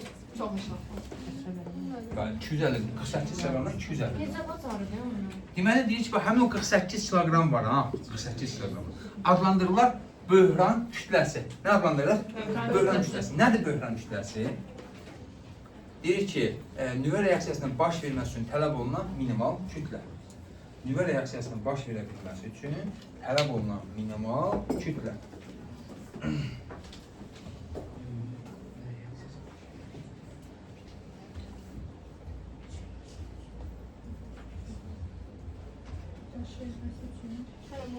Minimal. Minimal kütlə. Böhran kütləsi. Böhran kütləsi nüvə reaksiyasının baş verə bilməsi üçün, zəncirvari nüvə reaksiyasının baş verə bilməsi üçün minimal olan, lazım tələb olan minimal kütlədir. Oldu? Yaxşı. İndi növbəti cihazın uşaqlar, cihazın birini bayaqdan bu şeydən vaxt itirməmək üçün dedik, qaldı ikisi. Wilson kamerası. Yazın. Wilson kamerası. Adres gəlir. Elə? Wilson kamerası. İş prinsipi nədir? O tərif mən sizə asanlaşmış bir şəkildə deyim, sadələşmiş bir şəkildə. İfrat doymuş buxarın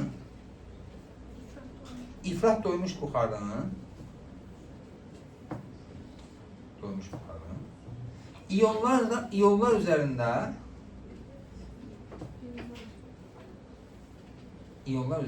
kondensasiya edərək su damcısının əmələ gəlməsi əsaslanır. İş prinsipi, deməli, ifrat doymuş buxarın iyonlar üzərinə kondensasiya edərək su damcısının əmələ gəlməsinə əsaslanır.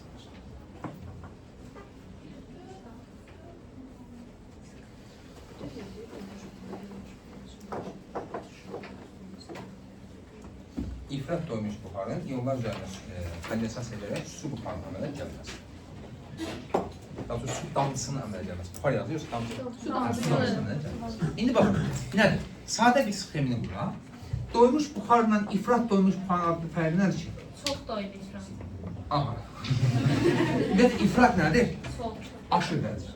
Yəni ki, ifrat doymuş buxar. Artıq burada kifayət qədər sıx yerləşir molekullar. Yəni, ifrat doymuş buxardır. İndi bunu nə edirəm mən? Bura yüklü zərrəcik göndərirəm. Yüklü zərrəcik göndərirəm. Bir neçədən yüklü zərrəcik göndərirəm.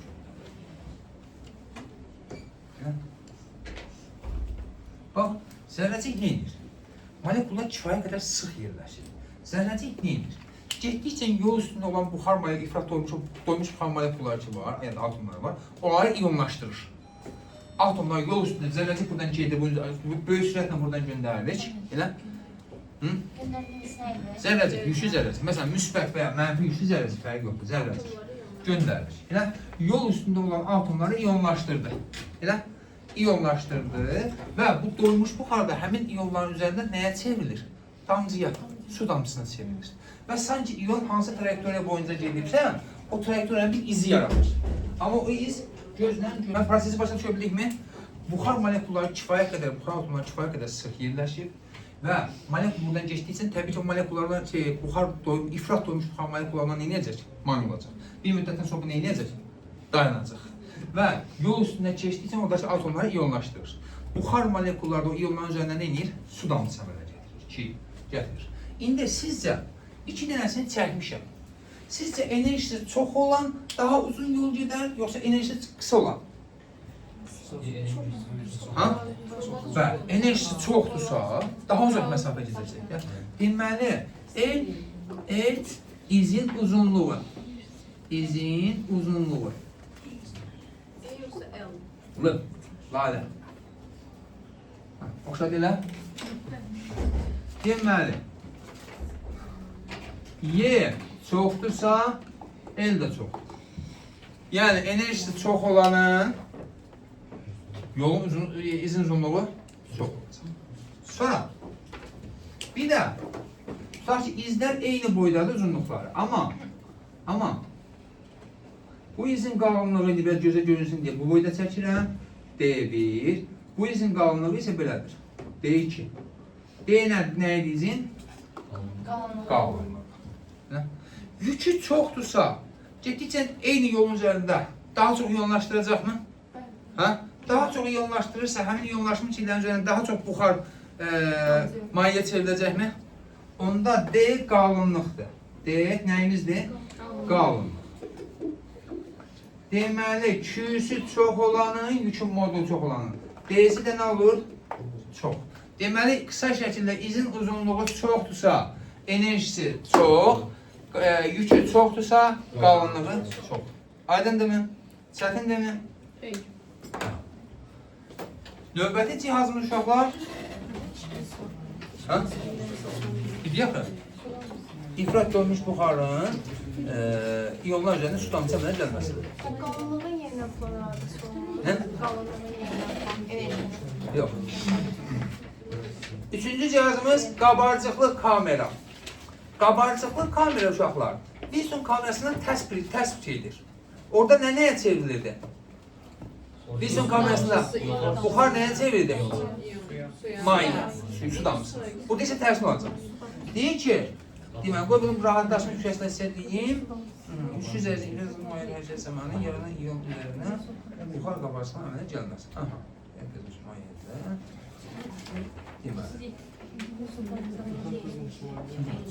Deməli, qabarcıqlı kameranın iş prinsipi. Yüksüz zərrəciyin ifrat qızmış mayedə hərəkəti zamanı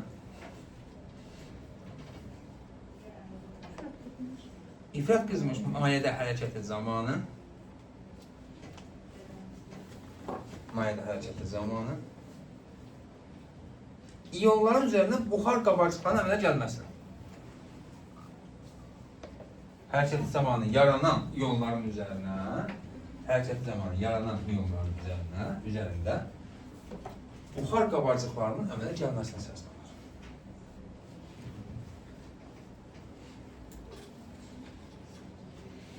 Buxar qabarcıqlarının əmələ gəlməsinə.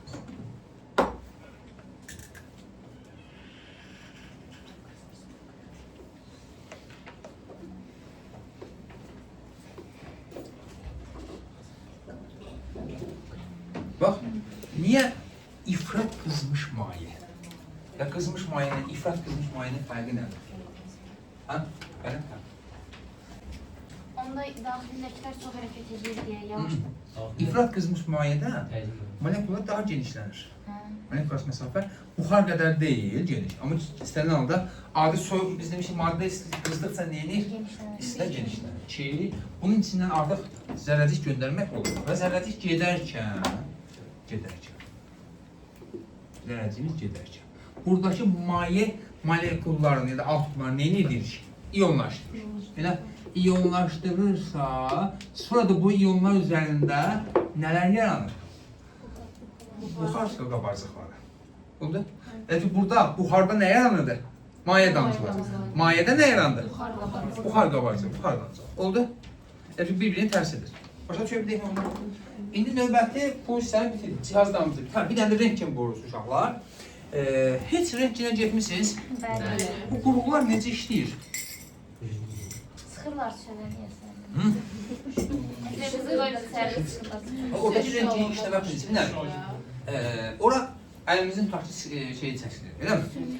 Orada nə görür? Məsələn üçün, mən bu yaxından çəkmişim. Məsələn, sümüyün şəklini çəkilir. Əslində nəyin şəklini çəkilir? Bizim sümüyümüzü görmür o. Okey. Elektron geçip orada divara değerler. Elektron, daha sonra oradakı rentgen şüalanması bir özelliği var. O, yumuşaq toxumanın keçirgədir, sümükdə ilişir qalır. İndi bizim mənimizə rentgen şüalanması göndərilir. Bax, niyə o rentgenizdə deyəndə orada işləyən adamlar sırası orada qoyub qaçırlar? Qapını da qəşə-qəşə bağlayırlar, ha?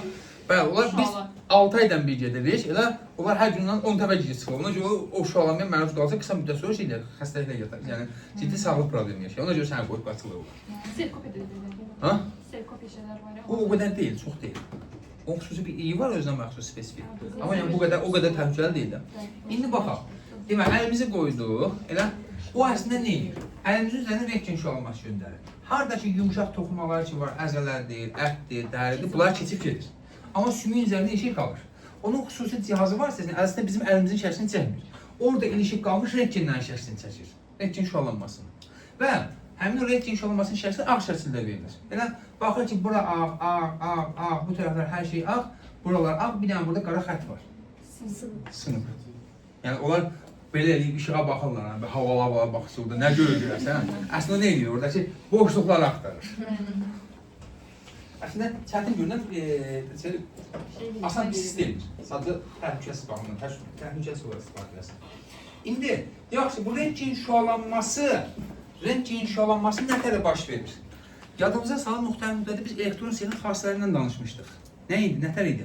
Hansı xassələr var idi? Gələn cavab verərəm mən. Gələn də cavab verəcəksiniz.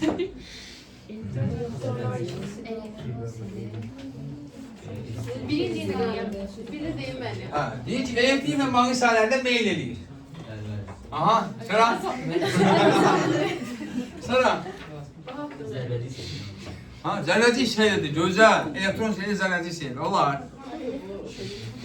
Elektron seli. Sonra nə? Deyirdik, şüşə, kıvaç kimi maddələrlə toqquşanda işıqlanma, qığılcımlanma baş verir. Tormozlanan zaman rentgen şüalanması. Tormozlanan zaman rentgen şüalanması baş verir. Yaşa konspekt. Dəmir kimi yaddaşı var. Keçənlərdən nətə yazıb, bir cümləsi də yadından çıxmıyor konspektin. İndi baba tormozlanan zaman rentgen şüalanması baş verir. O bizim rentgen qurğularında nə edirlər? Elektronlar böyük sürətlə yönləndirilir. Hansısa bir ekrana gəlib çatanlar orada dəyib tormozlanır. Ki orada da amma çox böyük sürətlə. Nə yaranır? Rentgen şüalanması. Ki o cihazlar, rentgen cihazlar nə ilə işləyir? Hansı enerji ilə? Benzinlə, nöğütlə, nə ilə işləyir? Elektrik. Elektrik sayəsinin gördüyü iş Q ya da Y o. Nəticədə nə alınır? O rentgen şüalanması da bir kvantdır da, işıq kvantı, enerji kvantıdır, değil mi? Müəyyən Y bərabərdir, H nə qədər enerji çəkirmi? Amma bu bir dənə foton enerjisidir. Bəs N'dən olsa? Əgər enerji ikisi olmasa, elektrik sayəsinin gördüyü iş, hamısı bu rentgen şüalanmasına sərf olunarmı? Ha? Elektrik sayəsi iş görərək elektronları sürətləndirir, nəticədə rentgen şüalanması alındı. Oldu? Q bərabər olur H N. Ya da bunu H belə yanında da yaza bilərsən. Razıyıq mı? Niyə N? Bir dənəsi üçündür. Bu isə hamısı. Yaxşı. Bu enerji ikisi olmazsa, bəs enerji ikisi olarsa olarsa biz nə demişdik həmişə? Səbəb. Görünməyəcək. Səbəb və nəticə demişdik. Səbəb nə idi, nəticə nə idi? Aha, deməli bu səbəbdir. Elektrik sayəsi iş görür. Nəticədə nə baş verir? Rentgen şüalanması baş verirmi? Səbəb biz demişdik həmişə tam, nəticə faydalı. Bizə lazımdır bunu almaq da bu faydalı hissədir. Amma onun üçün elektrik sayəsi nə edir? İş görür. Onda faydalı işləm salımına nətər yazar, ha? Aha, Y bölü A ya da ki H N bölünmüş nə? Q ya da Y o yazar dersin. Elektrona gelir. Bunun yerinə məsəl üçün P vuraq T yazmaq olar mı? Ha? Bunun yerinə P vuraq T yazmaq olar mı? Lazım olur. Güclə istifadə istəsən. Oldu. Çətindir mi? Ha? Bu oldu bizim cihazlarımız. İndi baxırıq şüalanmanın udulma dozası. Nə olan şey? Deyir ki, canlı orqanizmin, canlının, kimə aiddir buna? Bizlərə. Siz, aha, abitentlər aiddir. Ha? Yox, canlısınız. Aha. İnsanlar, heyvanlar, quşlar, bitkilər, onlar da canlıdır da. Daş? Canlıdır? Canlı deyil. Deməli, canlı orqanizmin bir kiloqramdan düşən şüalanma enerjisinə şüalanmanın udulma dozası deyilir. Bir dənə də deyilir, canlı orqanizmin 1 kiloqramdan düşən şüalanma enerjisinə şüalanmanın udulma dozası deyilir.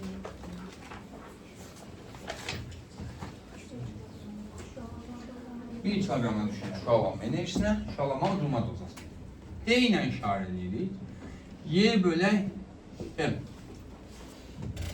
Vahidi adı Gray. Beraber neye? Joule bölü kilogram. Şimdi bir anlık böyle bir şey düşünün. İçimizde en çıkılı kimdi kızlardan? Oysun Hacı. Hacı kaç kilogram varsan? Kenan 80 kilogram varsan? Aha. Şimdi Atom bombası partiyasının yaxın episentrdə. Hər yerdə var, amma sən uzaqda olsun. Adi məsəl üçün bizim illik normamız var. Yerə günəşdən şey gəlir, ultrabənövşə şüalar gəlir. Onun böyük bir hissəsini yerin maqnit sahəsi uzaqlaşdırır. Amma az bir miqdarı keçir. Yer kürəsini keçir. Zaten bu oradakı canlıların yaşaması üçün lazımdır. Biz özümüz də sərfəmizə illik yüzdə neçə qıreydi sərfəmizə illik norma. Onu qəbul eləməliyik, yəni o qədər bizim üçün labüddür. Amma onun artığı ziyandır. Məsəl üçün, yayda, gün altında düşünək ki, Nəzrin deyib ki, bir nəysə, ürəyim istəyib, buradan 20 yanvara piyada gedəcəm. Özə seçib vaxtı nətər? Saat 11-də. Yayda, gün altı saat 11-də. Və gedir, hansı fəsadda ola bilər? Başına gün vuran. Bax, biz onun el arasında gün vurma deyirik. O əslində gün vurma, günəş özü də bir elektromanit dalğasıdır, gün şüası, eləmi? Yəni, elektromanit dalğasının normadan artıq alınması. Yəni, bir dəfədə normadan artıq alınması. Elə bir ki, bir il ərzində alacağı, udacaq elektromanit dalğasının 3-4 saatı 20 yanvara qədər periyod edib alıb. O, məsələn, o hallarda nə baş verə bilir? Baş gicəllənmə, ürək bulanma, bir şey pis yox şeylər ola bilir. Qısa müddətdir. Qısa müddət. Çünki oradakı miqdar çox azdır. Oradakı miqdar çox azdır. Amma bu çox miqdarda olarsa ki, yer kürəsində bu deyil, haradasa nüvə reaktorundan zadda bu baş verərsə, o ciddi bir xəsarət yarada bilir. Hətta ölümlə nəticələnə bilir. Hətta belə bir şey var. Köhnə Sovet ölkələrində, indi bizim özümüzdə, indi bilməm, onlardan qalan varmı, qalan yoxdur. Belə bir şey var idi, pensiya alanlar var idi, pensiya il arasında təqaüd. Belə deyildi, Çernobıl əlilləri. Belə bir şey var idi, yəni onlar aylıq pensiyada alırdı, hər il dövlətdən pul alırdılar. Səbəb, onlar orada artıq müəyyən bir normadan artıq müddət işləyib, sağlamlıqlarının problem yaranır. Ciddi problemdən yarananlar var idi ki, yəni ona dövlət şey verirdi, vəsait verirdi. Oldu? Yaxşı, indi nə baş verir ki, bu hansı zərrəciklərdir ki, insanlar bu boylaran şeylər, qorxurlar bundan. Yəni, Çernobılın partlaması nəticəsində uşaqlar, bununla bağlı bir sənətli bir filmə baxmışdır. Təsəvvür edin ki, bu hadisədən hardasa bir il sonra hiss edirlər ki, belə bir şey var. Moskvanın, Rusiyanın böyük şəhərlərində, xüsusi zəngin insanlarda xərsək xəstəliyi artır. Zənginlərdə. Yəni, səbəb nədir? İndi Sovet dövrü bizimki kimi deyil. İndi sən tutaq ki, atamın pulu var, təyyarə ilə gəlirsən. Elə? Məsəl üçün, mənim pulum yoxdur, at arabası ilə gəlir. Amma o vaxt nətər idi? Pulu olan, imkanı olan bilə üzə çıxarda bilmirdi. Yəni, bir şəkildə, gizli bir şəkildə hər şey idi. İmkanlı ailələr nə edirlər? Xüsusi bahalı zinət əşyaları alırdılar. Xüsusi bahalı zinət əşyaları ya yığırlar, ya ödərsin misləndən paltan altınızdan taxırdılar. Yəni, açıq-açıq ala bilmirlər. İndi bunun səbəbini araşdırdılar ki, yəni, təkcə əsas da böyük şəhərlərdə zəngin insanların ailələrində xərsək xəstəliyin miqdarı artır. Araşdırdılar, səbəb nədir? Çernobıl hadisəsi zamanı insanlar bəzisi olub ki, qabağında yeməyini, stəkanı qoyub çıxıb qaçıb. İpdə paltarları qoyub ilə qaçıblar belə. Yəni sadəcə canlı götürüb qaçıb bu prinsipi. Yəni oradan da ay buradan yedim, mən bu pulum var, çıxım onu götürüm, nə bilim falan yedim, falan şey götürüm, elə bir şey yox idi. Yəni canlı götürüb qaç. Dəqiqələr içərisində qaçmadın ki, məruz qalacaqsın. Onlar insanlar oradan çıxandan sonra, üstündən bir-iki il keçəndən sonra bəzi ağıllar düşünür ki, aha, dəqiqə partlayırsa qutarıb, radiasiya şey deyib, gedək. Giridlər oğurluqlara, mənzillərə, olan özlərinin axırına olub, Allah bilir, birbaşa şey edirlər. Giridlər oradakı bahalı zinət əşyalarını götürüb, bir şəkildə satıblar. Niyə məhz zənginlər? Kasımın nə öyle qaydım olmaz. Они могли туда входить. А? Они могли туда входить. Bir şəkildə gizli yolunu tapırdılar da. Там же radiyasiya. Ölmürlər onlar. Orada püslü şeyler oldu. İndi 2 il sonra o qədər təhlükəli dedi, birdən bir öldürəcək qədər deyil. Gedirdin, gəlirdin 3-5 ilə, 3-5 aydan sonra yenə olmaz. Yenə müəyyən bir ərazi var, indi də olmaz ona. Hələ indinin özündə də olmaz. Yəni o zaman da qəti şəkildə olmaz idi, amma bir şəkildə indi hardasa belə deyim, tutaq ki 20 kilometr radiusda çərçivədə saxlayıblarsa, hardasa bir yolunu tapıb girirdilər. Radiyasiya kesilmeyen paltarlar var. Tam 100% deyil, yoxdur. Və o zinət əşyalarını alan insanlar şey deyirlər, bir müddətdən sonra xəçən xəstəlik şey deyirlər. Yəni, gör, hardan necə bir şey gəlir çıxır. İndi, kimdir bu boydan şey yaradan? Hansı zərrəciklərdir? Biz baxdıq, şey üçün, radioaktivlik zamanı, hansı zərrəciklər? Aynı şüalanma. Kimdir? Helyum nüvəsi. 2-4. Elə bir şey, belə deyəcək, bu hal-hazırda bildiyimiz şey nədir? Zərrəciklərin, belə deyək, nüfuz etmə qabiliyyəti. Alfa şüalanma. Kifayət qədər ağır nüvədir. Niyə ağırdır ki? Bir şeydə axı. Niyə ağır deyir ki? Ha? Rahat təsir edir. O, bu bizim üçün kiçikdir. Yəni mikro aləmdə bunun 2 dənə protonu, 2 dənə neytronu var. Əməlli başlı samballı adlı saldı bir zərrəcikdir. Böyük bir kifayət qədər böyük kütləyə malik olan zərrəcikdir. Bizim indiki ölçülərimizdən düşünsə 4 dənə kənan boyda. Elə bir zərrəcikdən danışır. Yəni bizim ölçülərlə düşünsə. İndi amma özəlliyi nədir? Hansı xassələri var? Birinci olaraq, deyil, kütləsi çox olduğuna görə sürəti aşağıdır, aşağı sürət hərəkət edir. Nüfuz etmə qabiliyyəti zəifdir. Deyir ki, bir dənə A4 vərəqi onu saxlaya bilir. Yəni, gördünsə, əgər Nuray görsən, görə bilsən ki, alfa zərrəsi gəlir, bir dənə belə qış verəsən gelir. Yəni, ya da belə vərəqə tut, gəl burada vərəqə deyib dayanacaq. Nüfuz etmə qabiliyyəti zəifdir. İnsan dərisini keçə bilmir. Amma dəridə, bədəndə ki, açıq yara var, çox qəşəng bir şeysə nüfuz edir. Əlimi harasa vurmuşsan, eləmir. Sonra mən təsadüfən bilmədən üzvə, ağzıma dəydisə, çox qəşəng bir şeysə daxil edəcək, çox qəşəng bir şəkildə təsir göstərə bilir. Mənfi, yəni ki, əslin olaraq gerçək təsir, yəni yüksək təsir edir. Sonra gördün orada ağaçda bir qəşəng alma var. Standart bizdə almanı deyirdin, budur da. İşlədin, getdi. Ha? Nə? Altan şöromayı deyəcəm.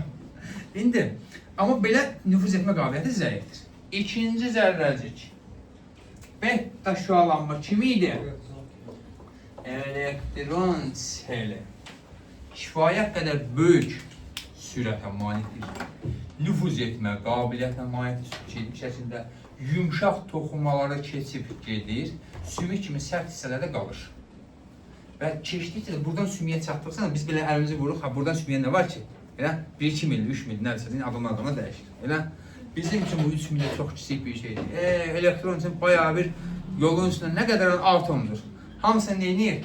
İyonlaşda gedir. Qısa bir müddət sonra bədəndə maddələr mübadiləsində hamısı körlanır. Qısa bir müddət sonra. Yüksək nüfuz etmə qabiliyyətinə malikdir. Deyir ki, bunu A4 vərəqə bunun vezinə deyil. Bir neçə santimetr, bir neçə millimetr qalınlıqlı alüminium təbəqə saxlaya bilir. Başqa işlər. Başqaları saxlaya bilir, yəni müqayisə edilmək üçün də. Ən təhlükəlisi, ən qorxulusu, ən dəhşətlisi qamma şüalanma. Qamma 0, 0. Elektromagnetik dalğalar şkalaları sayında ən axırıncısı, ən böyük enerjiyə malik olan, çox yüksək nüfuz etmə qabiliyyəti. İnsan bədəni onun üçün çox gözəl bir şey keçiricidir, şəffafdır. Yəni, nətər işıq şüası pəncərədən keçir. Yəni, qamma şüalanmada insan bədəninə o şəkildə keçir. Buradan gidiyor, bir tərəfdən çıxdı. Yol üstündə nə var, hamısını yollaşdırdı. Yəni, zərər verir. Yüksək nüfuz etmə qabiliyyətinə malikdir. Deyir ki, bunu bir neçə santimetr qalınlığı olan, qurğuşun təbəqə saxlaya bilir. Mən seçimdə şey eləmişdim. O Becker'in təcrübəsindən dedim. Uranı nəyin içində saxlayırdılar? Xüsusi qurğuşun qablarının içərisində ki, niyə məhz qurğuşun? Qurğuşun şüalanmanın qarşısını alır. Bir də uşaqlar, neytron şüalanması. Ən təhlükəlisi, ən qorxulusu, ən vicdansızı. Heç kim vecinə deyil. Heç bir mühit vecinə deyil. Biraz kimdən qorxur? Sudan. Biraz sudan qorxur. Neytron yavaşlığı nə istifadə etmişdik? Su, adi su, ağır su, bir də qravit. Su bunu sadəcə neyini? Yavaşıdır. Məsələn, udmaq su üçün də demişdim. Borkadium. Bunlar da yəni saxlaya bilir. Dur. Onlar ümumiyyətlə saxlayır. Bu, onlar xaric etmək bütün maddələrin içərisində keçir gedir. Ən təhlükəlisi. Yəni, bunun üçün bir 60 santimetrlik divar heç nə deyir ki, işıq şüası pəncərədən keçən kimi keçir gedir. Niyə? Niyə elə? Ha? Niyə? Yükü yoxdur. Heç buna böyük sürətə ehtiyac yoxdur. Yükü yoxdur. Heç kimdən hansı atomun üzərinə gedir, vecinə deyil. Yəni, itələyən yox, niyə gəlmirsən deyən yox, çıx get deyən yox, rahatsın nüfuz edir, keçir. Oldu. Məsəl üçün, bir yetim geçsə, bəlkə də hardasa su saxlayacaqlar. Bu gəlsə, bax şu protonlar neynəyəcək? Qayıt çıx geriyə. Yəni, ona görə nüfuz edə bilmir. Amma bu... Sudan niyə qorxmur? Bilmirəm onu, yəni su onu bayağı bir zəiflədir. Oldu. Bu oldu nə? Zərrəciklərin nüfuz etmə qaldı. Var mı çətinlik? Bir dənə orada bizdə nə qaldı uşaqlar? Deməli, biz ümumi nüvə reaksiyalarını dedik mi? Ümumi prinsipi. Zəncirvari nüvə reaksiyasını dedik mi? Bir dənə də qaldı sonuncu nə? İstilik nüvə reaksiyası. İstilik nüvə reaksiyası nədir? Aha.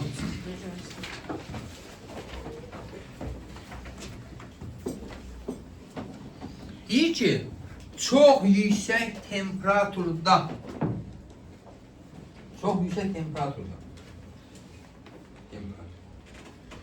yüngül nüvələrin birləşərək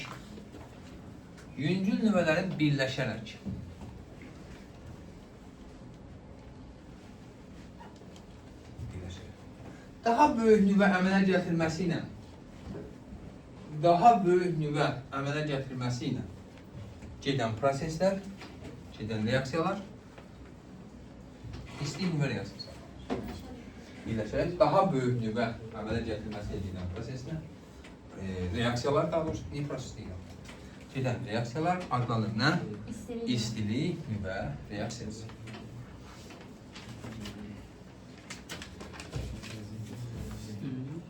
İstilik nüvə reaksiyası.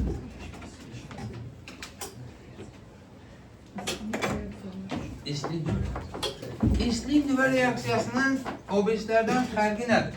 Burada daha çox kiçik nüvələr pövkeli, toqquşurlar. Məsəl üçün bir dənəsini yazın burada.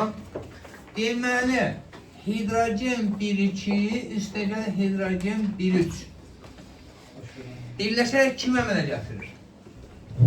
Alınan zərrəciyimiz helium 2-4. Belə. Sonra bir dənə nə alınacaq?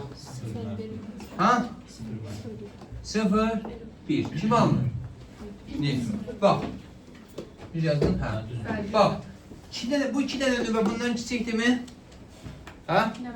Bu iki nüvə bundan kiçikdir mi? İki dənə kiçik nüvə birləşsin nə alındı? Böyük.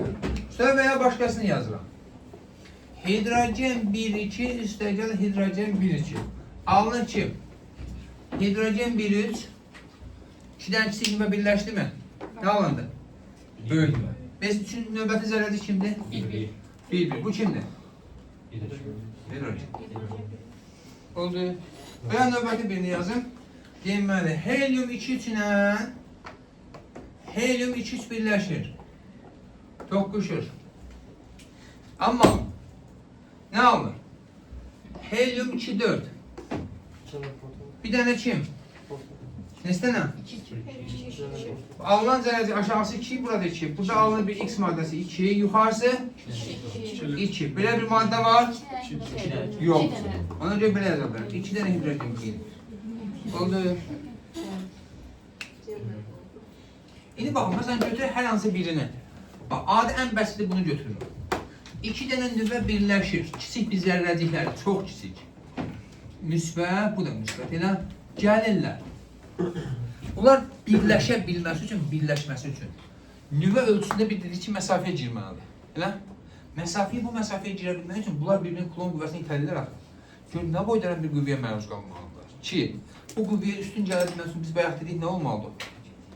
Hansı, nə olmalıdır? Ha? Böyük sürətə malik olmalıdır. Hətta, deyir ki, yer şəraitində bu reaksiyalar aparmaq olmur. Niyə? Çünki böyük sürətə malik olabilmək üçün böyük temperatur lazımdır. Yerdə elə bir qab, elə bir şey yoxdur ki, o temperaturda nəyisə bir özündə saxlasın. Nəyə qoysan əriyir. Yəni, o temperaturu saxlayacaq bir qabımız, bir gücümüz yoxdur. Nəyə qoysan əriyəcək. Ona görə deyir ki, yer şəraitində bu təcrübələr keçirilə bilmir. Bu ancaq məsələn günəşin daxilində. Oldu. Məncə bitdi.